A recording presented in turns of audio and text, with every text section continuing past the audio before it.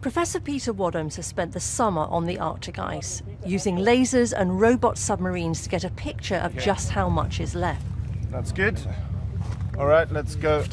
He's also taken part in a BBC Two documentary series to be broadcast next month called Operation Iceberg, on a giant berg twice the size of Manhattan, where he had to dodge the odd curious polar bear. Move along, Peter, move along. He's seen for himself the dramatic decline in sea ice.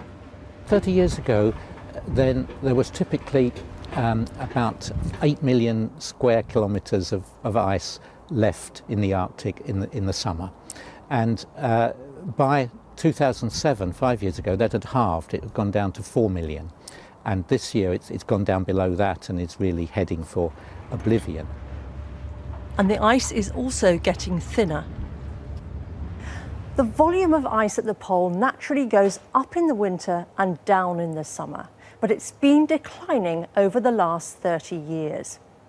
It's now at the lowest level since records began.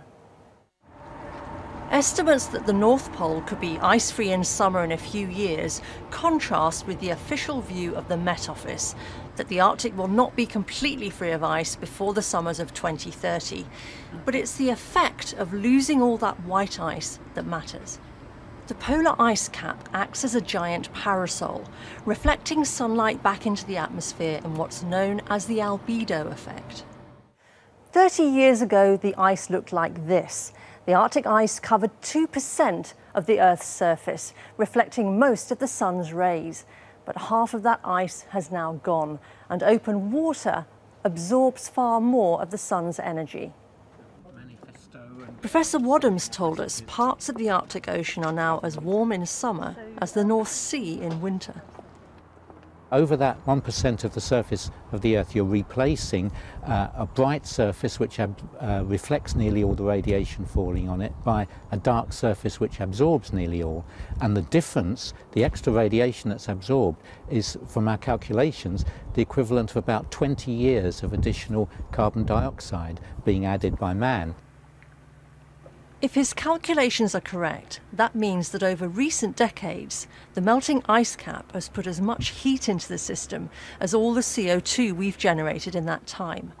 And if the ice continues to decline at the current rate, it could play an even bigger role than greenhouse gases. Professor Wadhams stresses there are uncertainties. Cloud cover over the Arctic could change and help reflect back some of the sun's radiation. But then another greenhouse gas, methane, currently trapped in the Arctic permafrost, could be released with warming and make matters worse. So what does this mean for us? Well, we could end up with more of the kind of weather that deluged so much of June and July. As the ice melts, this pumps a lot of heat into the lower atmosphere.